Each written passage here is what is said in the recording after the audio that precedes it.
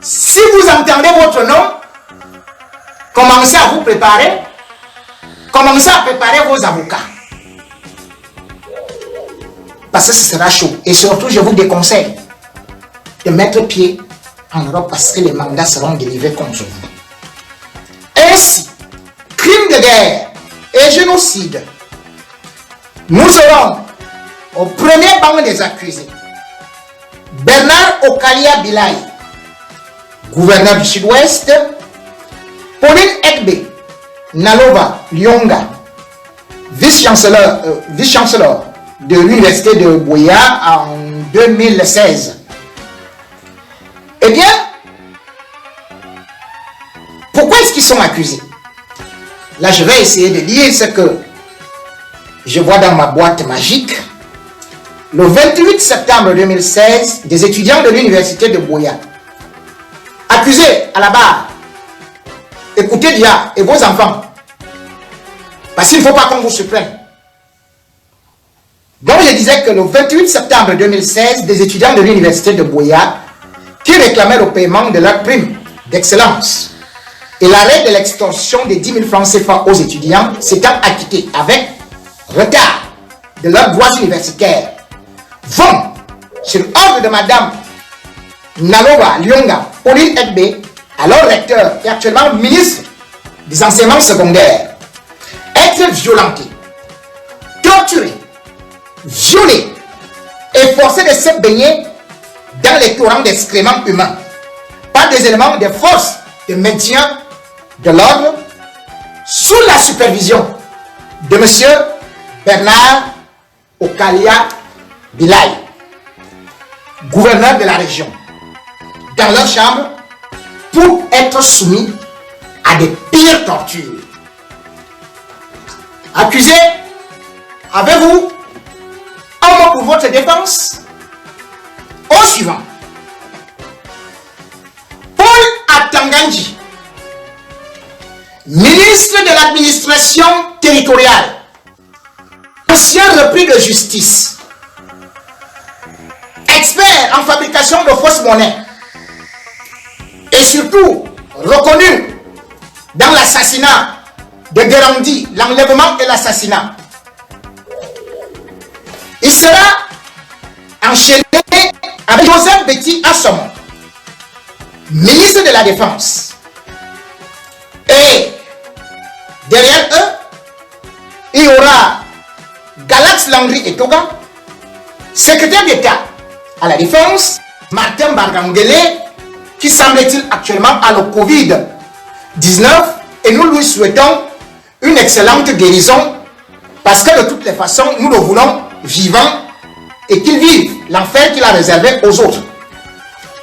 Le 26 janvier 2019, plusieurs centaines de militants et sympathisants du parti politique dénommé Mouvement pour la Renaissance du Cameroun, MRC, qui prenaient part à une marche pacifique en diverses villes du pays, dont notamment Yaoundé, Douala, Bafoussam, Bangante, Cham Nkonsamba, pour contester les résultats de l'élection présidentielle du 7 octobre 2018, ayant proclamé vainqueur Monsieur Paul Biya, âgé à cette époque de 86 ans, voulais-je dire, et au pouvoir depuis 1982, ça ce n'est qu'un rappel, au détriment du professeur Maurice Kamto, légitimement élu, seront brutalement interpellés sur ordre de Paul Atanganji, l'homonyme de l'autre, Minat et secrétaire général du Conseil national de la sécurité. Peut-être faudrait-il vous dire aussi que ce Conseil national de la sécurité a été créé en janvier 2009, lorsque Biya voulait déjà commencer à régler des comptes à ce qu'on appelait le G11. C'est-à-dire que cela qu'on imaginait qu'il voulait prendre le pouvoir, donc par exemple dans lesquels il y avait des groupes comme Atambabar et consorts, c'est eux qu'on a appelé le G11. Donc, ça c'était une parenthèse. Donc, les militants du MRC seront soumis à des traitements cruels, inhumains, dégradants, torturés, déportés à Yaoundé, est détenu sans jugement pendant 9 mois. Avant, et d'ailleurs, ils vont passer plusieurs mois avant même que certains ne soient libérés sans jugement et sans la moindre indemnisation. Et qu'au cours de ces interpellations, donc disais-je, les forces de l'ordre de Paul Biya à Douala ont fait usage des tirs à balles réelles contre des manifestants sans armes, blessant grièvement notamment Monsieur Célestin Djamel, Maître Michel Ndoki et Gaëtan Ngankam. Que parmi les personnes ainsi interpellées, torturées et détenues, se trouvait le professeur Maurice Kamto et ses principaux alliés des partis politiques et de la société civile, qu'à ce jour, près d'une vingtaine de ces prisonniers politiques, dont notamment M. Mamadou Yacouba Mota, premier vice-président du MRC qui est toujours en prison à Kondengui, demeure en détention, donc sans que rien ne puisse s'expliquer. Ces traitements discriminatoires pendant leur détention dans les cellules des différentes brigades de gendarmerie, des cellules de la police telles que le GSO ou encore le secrétariat d'État à la défense, ils seront régulièrement soumis à des actes cruels de torture pendant leur déportation des villes d'interpellation à Yaoundé.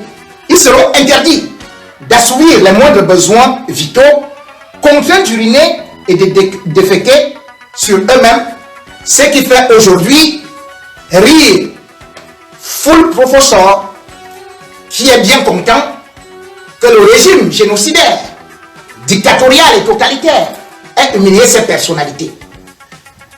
Avez-vous un mot pour votre défense? Apprêtez-vous parce que le temps de l'histoire va bientôt sonner. Et nous n'allons pas oublier, surtout lorsqu'il y a toujours des gangs, il y a bien un chef de gang. Tout comme chaque fois on dit que tel ministre a volé, oui. Mais qui est le chef de gang? C'est le chef de l'État, chef suprême des armées, M. Paul Biya. À côté de lui, Joseph Betia Somon, ministre de la Défense. Sans pour autant oublier René Claude Maka, chef d'état-major des armées. Ah oui, et tous les hauts gradés de l'armée, dont je ne peux pas citer ici parce qu'ils sont nombreux. Et chacun a son dossier qui sera bien détaillé lorsqu'il sera à la barre. Le rapport gouvernemental sur les tueries de Ngadou du 14 février 2020 a clairement établi la responsabilité de l'armée camerounaise dans les tueries des civils, dont notamment des femmes et des enfants. Ce rapport a été biaisé à dessein pour faire croire que le haut commandement n'y était pas impliqué, indexant quelques boucs émissaires à sacrifier pour épargner les commanditaires. Pourtant, on doit se souvenir qu'avant le massacre de Ngarbou, le 6 février 2019, les forces de sécurité, dont des militaires du bataillon d'intervention rapide, placés sous l'autorité du général Bouba Dobo-Créo, ont pris d'assaut le marché du village de Bone-Bakundu, dans la région du sud-ouest, tuant jusqu'à 10 hommes non armés et incendiant les maisons. Le 4 avril 2019, des militaires sous l'autorité de René Claude Meka, des gendarmes sous l'autorité de Landry Galax et Toga et les membres du BIR camerounais ont mené une attaque meurtrière contre le village de Melouf dans la région du nord-ouest, tuant 5 hommes, dont un avec un handicap mental et blessant une femme. Toutes ces victimes étaient des civils. Voilà donc. Que ce soit pour Boko Haram, ceux qui ont tué, ceux qui ont été bel et bien indexés et dont la liste est encore ici, doivent savoir que avec le colonel Bankui de la Sémine, qui avait déjà torturé aussi l'artiste Longuet Longuet, et bien d'autres seront bel et bien devant le tribunal. Qu'il soit également précisé que se retrouve dans la liste Jean de Dieu Momo, Charles Pythagore Ndongo, le DG de la CATV, Jean-Pierre Amugobelinga, Ernest Obama, Mathias Eric Ounangini. Voilà à peu près. Je ferme d'abord ma petite boîte magique pour dire ils seront très nombreux. Donc chaque dossier et les avocats sont actuellement en train d'éplucher.